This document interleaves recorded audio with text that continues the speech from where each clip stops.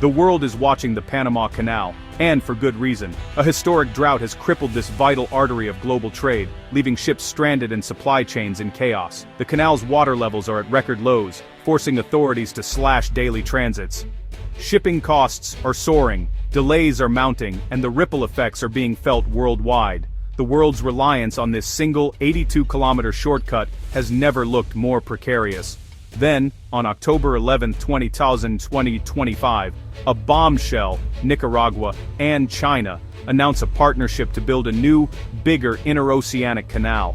This isn't just a proposal, it's a $50 billion challenge to Panama's dominance. The long-dismissed dream of a Nicaraguan canal is suddenly back, this time with the full weight of a superpower behind it. The stage is set for a seismic shift in global trade. As the world holds its breath, the question is no longer just about Panama's drought, but about who will control the future of global shipping. The Panama Canal's vulnerability has exposed a critical weakness in the architecture of global commerce. Now, the world's nervous watch has a new dramatic focus. The race for a new canal has begun. The announcement has sent shockwaves through Washington, Beijing, and beyond. This is a power play on a global scale, timed perfectly to exploit Panama's moment of maximum weakness. The world's most important shortcut is no longer a given. The next chapter in global trade is about to be written. The announcement was pure geopolitical theater. China and Nicaragua unveiled the Nicaragua Grand Interoceanic Canal, a project designed to dwarf Panama's. While Panama struggles, China and Nicaragua promise a bigger, deeper, and more reliable alternative. For China, this is about securing its own supply lines and gaining influence over a new choke point in global trade. For Nicaragua, it's a lifeline, an economic transformation, and a chance to cement ties with Beijing. The new canal would accommodate the world's largest ships, offering economies of scale Panama can't match. The world's shipping industry is now faced with a tantalizing proposition, and a risky bet. The dragon has made its move. Skepticism is natural. Nicaragua's canal dream has failed before. In 2013, a Chinese businessman promised a canal, but the project collapsed amid financial and environmental controversy. Protests erupted, and the plan became a national embarrassment. So what's changed? This time, the backer isn't a private entrepreneur, it's the Chinese state. China Communications Construction Company, a global infrastructure giant, is leading the charge. With Beijing's political will and financial muscle, this is a strategic initiative, not a speculative venture. Diplomatic ties have shifted too. Nicaragua now recognizes Beijing, unlocking deeper cooperation. The failed HKND concession is gone, clearing the way for direct state-to-state partnership.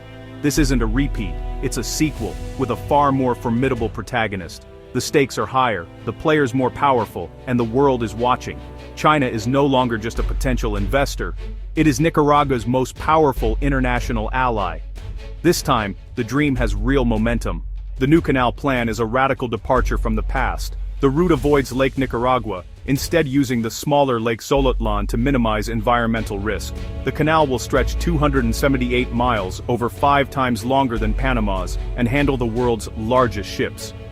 2 deep-water ports, a new airport, and free trade zones are part of the vision.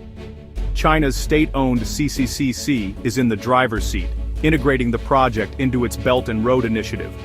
Funding is expected from Chinese state banks, ensuring steady capital. But local concerns remain. Environmental impact, land rights, and displacement are unresolved.